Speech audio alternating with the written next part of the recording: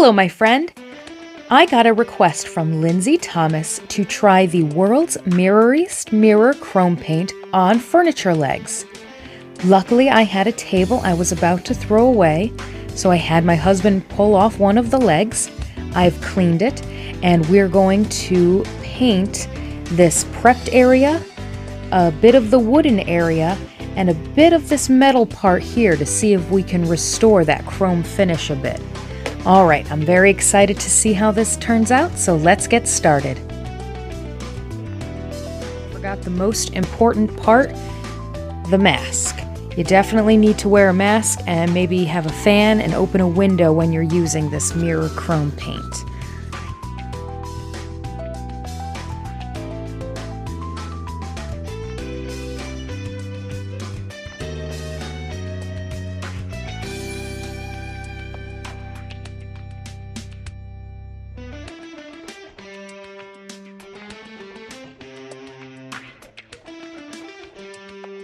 Okay, it did not take me nearly as long as I thought it would to paint, but I got some on the prepped side, we've got some painted on the regular wood, and then when I did this metal bit, I did unprepped, and then I thought maybe for a smidge I would try prepping it with the gesso to see if it made a difference, and it did, and I don't like it. It's sort of tarnished the shine to it, it's not as bright. But unprepped, it's surprisingly really beautiful. It didn't leave any like porous holes where it slid and dried out of place, so that was really cool. And then as for the wooden part of the leg, this one's really old, so it's got some wooden bits that are still nice and smooth and some that are not. And you can see that in the wooden grains. So the unprepped side, you can see it very heavily, but in the prepped side, not so much. But then you'll get to like this side, whether it's prepped or not prepped, and it kind of splits here. I don't see much of a difference at all, and that's because the wood already had this nice polished effect, I'll say.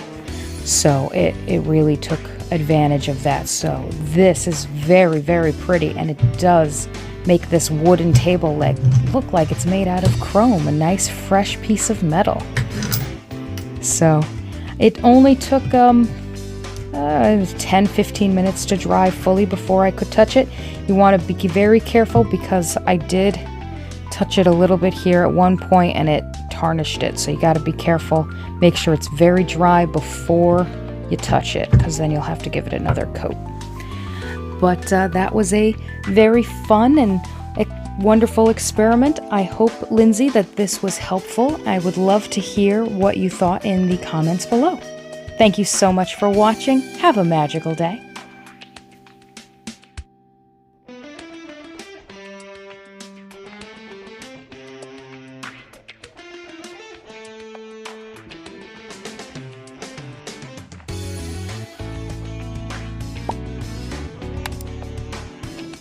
Mm-hmm.